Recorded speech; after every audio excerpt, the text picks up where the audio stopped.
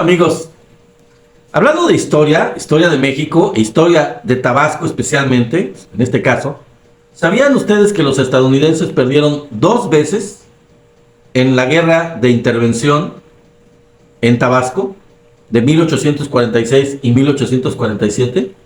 ¿No lo sabían? Pues fíjense que sí. ¿Cuáles fueron las causas de esas dos derrotas? La primera, como dije, en finales, en octubre de 1846, y la última en 1847, antes de que ellos salieran del estado y fueran hacia Veracruz, hacia Puebla, y realmente llegaron ya a la Ciudad de México. Bueno, una de las causas es que los tabasqueños nunca dejaron de atacarlos mediante guerrillas, que conocían muy bien el terreno del cual son sus tradiciones, su cultura, su clima, obviamente. Otra, que inteligentemente movieron la capital de San Juan Bautista en ese tiempo, Villahermosa, que en ese tiempo se llamaba San Juan Bautista, movieron la capital a Tacotalpa, desde donde se organizaron para la resistencia y para finalmente ganarles y correr a los estadounidenses del estado de Tabasco. Primero de Villahermosa y después finalmente de Frontera, de la ciudad de Frontera, en donde tenían su flota de barcos de guerra. También influyó que les ayudaron a los tabasqueños el calor, la lluvia y las enfermedades provocadas precisamente por estas condiciones climáticas, a las cuales son resistentes y los gringos pues no lo son. ¿Sí? Como sea, junto con la batalla de Jaguactal, en la que los tabasqueños les ganaron a los franceses en 1863, unos años después, unos 20 años después, casi 20 años después, son hechos heroicos que no se conocen en México, que prácticamente no se conocen, menos este de los estadounidenses. Sí se conoce a nivel local la victoria del coronel Gregorio Méndez en la batalla del Jaguactal contra los franceses, en donde se les corrió del estado. Pero estos triunfos contra los estadounidenses no se conocen, no se han dado a conocer, y por eso es este video, para que lo conozcamos, para que sepamos de esta historia, y les voy a poner el video para que puedan tener el detalle de todo esto. Son datos heroicos, desconocidos, que deberían aparecer en los libros de historia de México. Pues bueno, vamos a ver el video, espero les guste.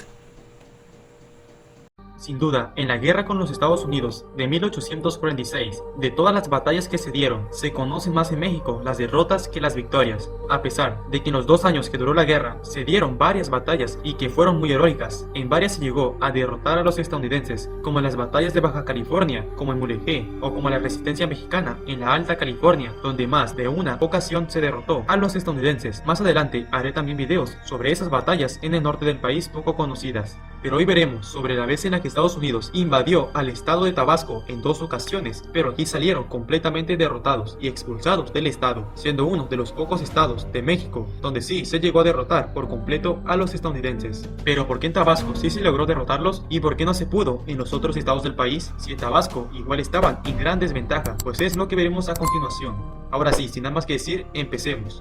Cuando inició la guerra, a inicios de mayo de 1846, los estadounidenses tenían planeado primero bloquear todos los puertos más importantes del Golfo de México. Así que mientras que su ejército invadía el norte de México, su flota naval bloquearía los puertos mexicanos. Y así fue que para octubre de 1846, la escuadra estadounidense tenía bloqueado varios de los puertos del Golfo de México. Y ese mes de octubre se dirigían a bloquear el puerto de Frontera en el municipio de Centla, en el estado de Tabasco. Aquí la escuadra estadounidense, compuesta por 7 barcos de guerra al mando del famoso comodoro estadounidense Mather Perry. Este llegó el 22 de octubre para tomar el puerto de Frontera al lado del río Grijalva, por donde se podía navegar hasta llegar a la capital del estado. El puerto fue tomado con facilidad porque no habían soldados, a lo que el comodoro Perry decidió también en tomar la capital para tener el control del estado. Así que el 24 de octubre navegaron por el río Grijalva, atravesando los pantanos de Centla, una zona muy remota y difícil para navegar. Estos llegaron el 25 de octubre a la capital, que en ese entonces era llamada San Juan Bautista, hoy Villahermosa. En ese entonces la ciudad tenía pocos habitantes y no era tan grande como lo es ahora. El comodoro Perry, confiado en armamento y soldados, unos 700 hombres de infantería, pensó que el gobernador del estado, Juan Bautista Tranconis, rendiría la ciudad sin pelear, pero este se negó rotundamente, a lo que ese día inició la primera batalla de Tabasco, como sería conocida. El comodoro Perry con sus barcos bombardeó sin piedad la ciudad, que era defendida por un puñado de hombres, unos 250 y un centenar de civiles, pero aún así estos se negaron en rendir la ciudad. Los estadounidenses bombardearon sin piedad la ciudad y también desembarcaron a unos 100 soldados para tomarla por tierra, pero fueron repelidos en varias ocasiones. Así se mantuvo el combate durando todo el día del 25 de octubre y hasta caer la noche. Ya para la mañana del 26 de octubre, el bombardeo de la ciudad continuó, pero la resistencia mexicana en la ciudad seguía presente. Después de 5 intentos fallidos en tratar de tomar la ciudad y por las altas pérdidas de soldados del bando estadounidense, el comodoro Perry ordenó en retirarse al puerto de frontera. Pero estos no se fueron con las manos vacías, ya que se llevaron algunas embarcaciones mexicanas que usarían para el bloqueo naval. Esta fue la primera derrota de los estadounidenses en la guerra. La verdad, esta batalla fue una de las más heroicas, ya que la ciudad era defendida entre militares y civiles, al no rendirse pese a las desventajas y derrotar con sus hombres al ejército invasor. Tras esta derrota, el comodoro Perry ordenó un bloqueo naval a las costas de Tabasco para que no entraran suministros por los ríos que conectaban a la ciudad, mientras se preparaban para una segunda invasión. El gobernador Juan Bautista sabía que volverían de nuevo, y este había solicitado ayuda al gobierno mexicano. Pedía tanto ayuda militar como económica, pero el gobierno, al estar ocupado con distintas rebeliones en el país y combatiendo con los estadounidenses en el norte, las peticiones de Juan Bautista fueron ignoradas, a lo que Bautista se molestó por esto, y el 9 de noviembre de 1846, Tabasco se separa de México. Pero este acto separatista fue visto por el gobierno mexicano como un acto de rebeldía, además de que también la población del estado no estaba de acuerdo en separarse del país en un momento difícil, y poco después, el 8 de diciembre de ese año, Tabasco se volvió a integrar a México. Pero a causa de esto, a Juan Bautista se le ordenó dejar su cargo de gobernador del estado, y dejó su cargo el 5 de enero de 1847, siendo sustituido por Justo Santana. Este había luchado con Juan Bautista en la batalla de Tabasco, pero no se llevaban tan bien. De hecho, Bautista fue hecho prisionero y trasladado por tierra a la Ciudad de México, donde estaría unos meses para ser puesto en libertad, pero para la defensa del convento de Churubusco en agosto de 1847, por lo que no estaría presente para la defensa de Tabasco. Mientras tanto, el nuevo gobernador del estado, Justo Santana, y sus hombres como Domingo Echegaray, Alejandro García y el colombiano Miguel Bruno fueron preparando la defensa de la ciudad, construyendo fortines como el Fortín Iturbide o el Fortín Acachampán, también bloqueando con obstáculos y troncos de madera al río Grijalva para cuando llegara la flota estadounidense. Ante la amenaza de la nueva invasión, el gobernador Justo Santana decidió cambiar la capital hacia la ciudad de Tacotalpa para que fuera por un tiempo la capital de Tabasco en caso de que cayera la ciudad. A inicios de marzo, mientras en Tabasco se preparaba para la segunda invasión, en el estado de Veracruz, desde el 9 de marzo de 1847 había empezado el asedio de la ciudad por las tropas estadounidenses, que se extendió hasta el 29 de marzo, donde desembarcaron más de 10.000 estadounidenses que se dirigían para tomar la Ciudad de México. Ahora el comodoro Perry, ya después de varios meses de reunir hombres y de haber tomado otros puertos de Veracruz, empezó la segunda invasión de Tabasco. A partir del 13 de junio de 1847, nuevamente navegó por el río Grijalva con una flotilla de 6 buques de guerra y más de 1.170 hombres, junto con varios cañones de artillería, para una segunda revancha después de la humillante derrota que sufrió. En la ciudad se había logrado reunir alrededor de 600 a 900 hombres, entre militares y civiles. Mientras estos avanzaban por las orillas del río, la guerrilla tabasqueña hacía ataques ocultos desde la vegetación para tratar de dejarles la mayor cantidad de bajas que fuera posible. El 15 de junio, estando cerca de la ciudad, los estadounidenses fueron atacados en una emboscada desde la orilla del río, pero fueron repelidos por los cañones. Empezando desde ese día la segunda batalla de Tabasco, la flota estadounidense avanzaba lento, ya que aparte de estos ataques que sufrían, también los retrasaban los troncos esparcidos por el río y otros obstáculos puestos por los mexicanos. Al día siguiente, el 16 de junio, el comodoro Perry, estando a unos kilómetros de la ciudad, decidió desembarcar a una parte de sus hombres junto con 4 piezas de artillería, dejando encargado de los barcos al general David Dixon Potter para que, mientras él atacara la ciudad por tierra, los barcos la atacaran desde el río. Las tropas estadounidenses, mientras avanzaban, tendrían un enfrentamiento en el Fortín de Acachampán. El comodoro Perry encontraría resistencia en el fuerte, defendida por el coronel Hidalgo Claro, la flotilla estadounidense, mientras que quitaba los obstáculos del río, el resto de los soldados estadounidenses libraban una serie de combates en el fortín. Ya cuando la flotilla de David Potter se dirigía de ayuda, estos dispararon sus cañones desde los barcos, pero no se dieron cuenta que a los que le disparaban eran a los estadounidenses, que los confundió creyendo que eran los mexicanos, dejándoles unos heridos. Después de este malentendido, se ordenó bombardear al pequeño fuerte mexicano, mientras que se ordenaba a otros dos buques dirigirse al fortín Iturbide, defendido por Miguel Bruno, a lo que se dio un intenso bombardeo al fuerte y a la ciudad, que resistió fuertemente, pero se cometió un error, y es que el general Domingo Echegaray ordenó a Miguel Bruno retirarse del fortín y dirigirse al cuartel de la ciudad junto con sus hombres, tras lo que poco después desembarca un contingente estadounidense y toman el fuerte, a lo que estos colocaron sus cañones para atacar a la ciudad desde ahí. Poco después, las tropas de Perry entablaron un combate en las cercanías de la ciudad. Los barcos estadounidenses bombardearon sin piedad la ciudad, destruyendo todo lo que estuviera a su alcance. Tras horas de intenso combate, las tropas mexicanas tuvieron que abandonar la ciudad, sabiendo que la batalla estaba perdida, teniendo que replegarse.